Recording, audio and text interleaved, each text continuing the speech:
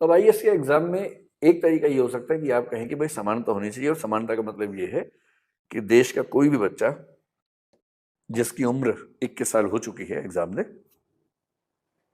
एक दो बच्चों की कहानी सोच के देखिए। एक बच्चा है ए, एक बच्चा है बी। ए ऐसा है कि इसके पेरेंट्स जो हैं वो भी आईएएस हैं, फादर या मदर या दोनों। फिर ये हमेशा मेट्रो सिटीज में रहा है या रही है, दिल्ली में, जयपुर में, मुंबई में, और जो बड़े बड़े शहर हैं, इंदौर में, कभी कभी अहमदाबाद में, गांधीनगर में, ऐसे कुछ बड़े शहरों में, लखनऊ में, इन सब शहरों में ये बच्चा रहा है।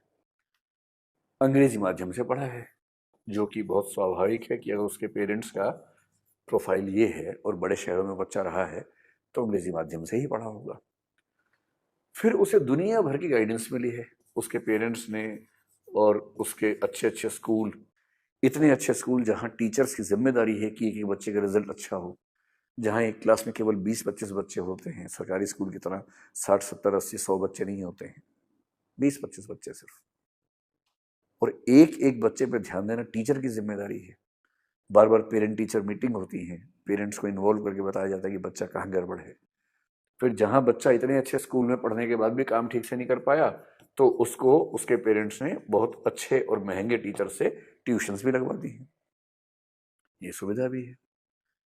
इसके अलावा कई ऐसी ऐप्स हैं जिसके कोर्सेज फ्री में उसको दिलवा रखे कि वो जब भी कोई डाउट हो किसी अच्छी सी ऐप पे कोई कोर्स देखे और उससे आगे बढ़े। फिर जब 12वीं क्लास में था तो इसको हुआ कि इंजीनियर बनना है, तो इंजीनियरिंग करने के लिए एक बहुत अच्छे कोचिंग इंस्टीट्यूट से सुविधा मिली पढ़ने की, वहाँ ये पढ़ा भी। और करते करते इस बच्चे ने लगभग 20 की उम्र होते होते ये ग्रेजुएट हो गया है, और ग्रेजुएशन के फर्स्ट ईयर से ही इसने आईएएस की तैयारी साथ में शुरू कर दी थी, और 21 साल का होते ही ये आईएएस का एग्जाम देने वाला है, क्योंकि इसको ये भी पता है कि आईएएस बनने का असली मजा कम उम्र में है, ताकि प्रमोशन का स्कोप बहुत अच्छा रहे और ये सेक्रेटरी और कैबिनेट सेक्रेटरी के रैंक तक जा सके, ये इसका मन करता है। खूब इसके पास अच्छी गाइडेंस रही है। एक ये बच्चा है। अब इसके सामने दूसरे बच्चे का प्रोफाइल देख लीजिए। बी बच्चा है, एक छोटे से गांव में इसका जन्म हुआ है। इसके जो दोनों पेरेंट्स हैं वो इलिटरेट हैं, अनपढ़ हैं। उनको बेचारों को सामान्य समझदारी है जीवन के बारे में, लेकिन काला अक्षर भैंस बराबर है, पढ़ाई का महत्व भी नहीं पता। जब ये बच्चा 7-8 साल का हो गया तो सरकारी स्कूल में चला गया, क्योंकि गांव में आमतौर पर बच्चे थोड़ा लेट एज में पढ़ाई शुरू कर पाते हैं, कोई सपोर्ट सिस्टम था नहीं। यहाँ से जो रीजनल लैंग्वेज होगी, जैसे मैं कल्पना करूँ कि हिंदी बेल्ट का है तो इसकी क्लासेस हिंदी मीडियम में होती थी, क्योंकि टीचर्स को भी हिंदी ही आती है, अंग्रेजी नहीं आती है। और अंग्रेजी आएगी तो भी ऐसा माहौल तो नहीं है कि सारे बच्चे अंग्रेजी बोल रहे हैं, तो ये बच्चा भी सीख ही लेगा।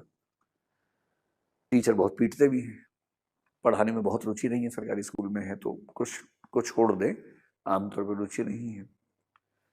बच्चा स्कूल में कुछ ना समझ पाए तो उसके पास कोई अलग से गाइडेंस नहीं है।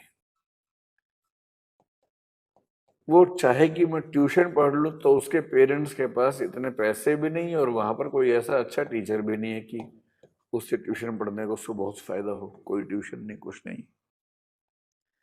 एक साल बच्चा फेल हो गया।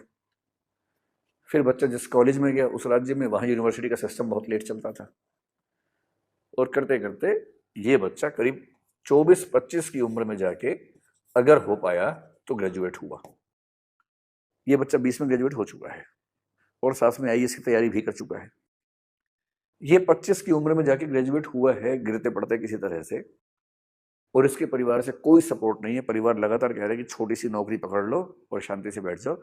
इसका मन इस बीच में करने लगा कि मैं कुछ बड़ा करूं, और इसको लगता है कि मैं भी आईएएस के बारे में सोचूं। कुछ लोगों ने इसको कहा तो इसके मन में ये बात आ गई। इसकी इंग्लिश इतनी खराब है कि इंग्लिश का पेपर क्वालिफाई कैसे करेगा, ये भी इसके सामने एक चिंता है। भाई इंग्लिश तो भारत में जो ग्रामीण क्षेत्र के बच्चे हैं, रूरल बैकग्राउंड के बच्चे हैं, उनके लिए तो आमतौर पर एक संकट ही है अंग्रेजी। उनको ठीक से नहीं आती, माहौल ऐसा नहीं मिला होता, और इंग्लिश क्वालिफाई की बिना आईएएस बन नहीं पाएंगे, तो इसको तो ये भी चिंता है। अब इन दो बच्चों के बीच में आपको तुलना करनी है, और ये तो गांव का लड़का, अभी तक हम मान के चल रहे हैं गांव की लड़की हो मान लीजिए, तो इसके पढ़ने की संभावना और कम हो जाएगी, क्योंकि 5वीं क्लास के बाद लड़की स्कूल में पढ़े यही कई पेरेंट्स को गवारा नहीं होता है। फिर अगर स्कूल, हाई स्कूल या कॉलेज गांव से दूर है तो वहां तक उसको भेजना, वो रहेगी कहाँ? लड़की हॉस्टल में रहे ये तो और असंभव बात है। इसके लिए उसको अपने घर में क्रांति करनी पड़ेगी पहले, तब जाके बाहर जा पाएगी। और ऊपर से मान लीजिए कि वो बच्ची एक ऐसे समाज से है जो समाज ट्राइबल या एससी कैटेगरी का समाज है, जहां अवेयरनेस का लेवल आमतौर पर और भी कम है। अगर ऐसा हुआ तो मान के चलिए ग्रेजुएट होने की उम्र 25 से शायद और बढ़ जाएगी। अब आपको ये बताना है कि इन दोनों बच्चों को आपने आईएएस के एग्जाम में एक साथ बिठा दिया और आपने कहा कि देखो भाई, समानता है, हमारे संविधान में लिखा हुआ है, आर्टिकल 14 में लिखा हुआ है, तो आप दोनों आईएएस का एग्जाम दो, एक ही पेपर आएगा, इक्वल कंपटीशन है, पूरी बराबरी है, भेदभाव तो हमारा संविधान करता ही नहीं है। और 21 साल से लेकर 30 साल के बीच में आप एग्जाम दे सकते हो 6 बार। बीच में तो चल रहा था 21 से 26, अगर 21 से 26 करते ये बच्चे तो बाहर ही हो जाते सारे के सारे।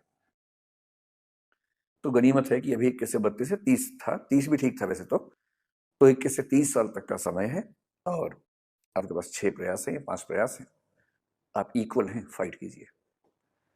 अब आप ये बताएं कि क्या ये दोनों बच्चे सच में इक्वल हैं? और अगर मैं ये कहूं कि ये दोनों एक रेस में शामिल हैं और मान लीजिए कि ये रेस का ट्रैक है, यहां जाके रेस खत्म होनी है, तो क्या आप ये मानेंगे कि दोनों बच्चे एक ही पॉइंट से शुरू कर रहे हैं? या मैं ये कह सकता हूं कि इनमें से ये गांव वाला बच्चा यहां से शुरू कर रहा है और शहर वाला बच्चा यहां से शुरू कर रहा है? इसके लिए रेस को पूरा करने का मतलब इतना ही है, जबकि इसके लिए रेस को पूरा करने का मतलब इतना है क्योंकि इसको तो कुछ भी ऐसी सुविधा नहीं मिली जिस सुविधा की वजह से ये अच्छी स्थिति महसूस कर सके।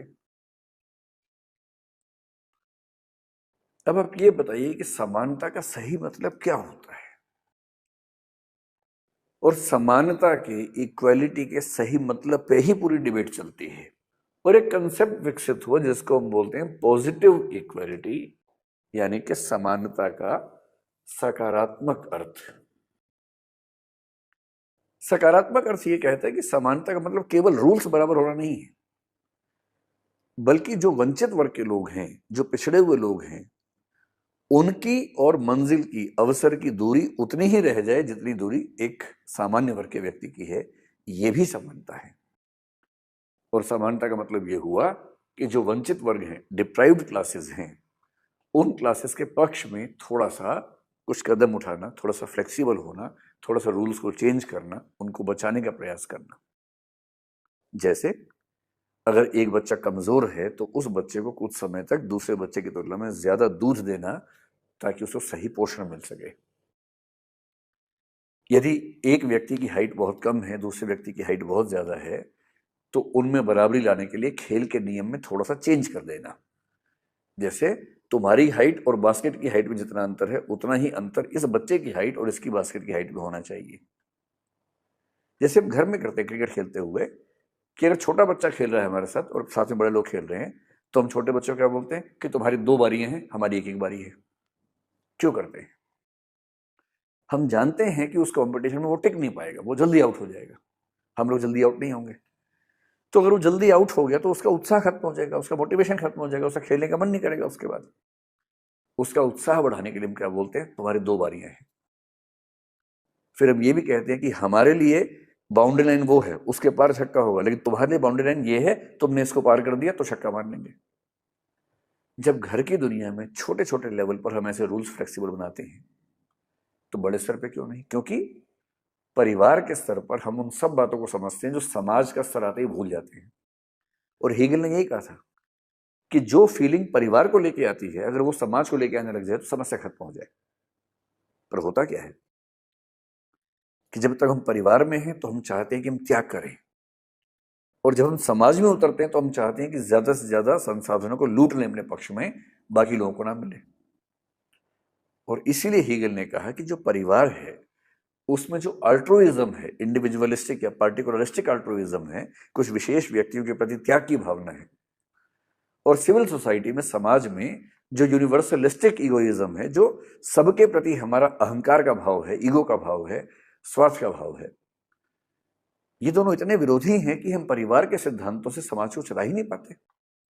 और उसी को ठीक करने के लिए हीगल कहता है कि राज्य का विकास हुआ, स्टेट डेवलप हुआ, जिसको उसने कहा कि उसमें यूनिवर्सलिस्टिक अल्ट्रुइज्म का काम करता है सिद्धांत, यानी सामान्योन्मुखी परार्थवाद कहते हैं, कि जिसमें सिस्टम तय करता है कि प्रत्येक व्यक्ति कम से कम इतना परोपकारी हो जाए जितना समाज को चलाने के लिए होना आवश्यक होता है।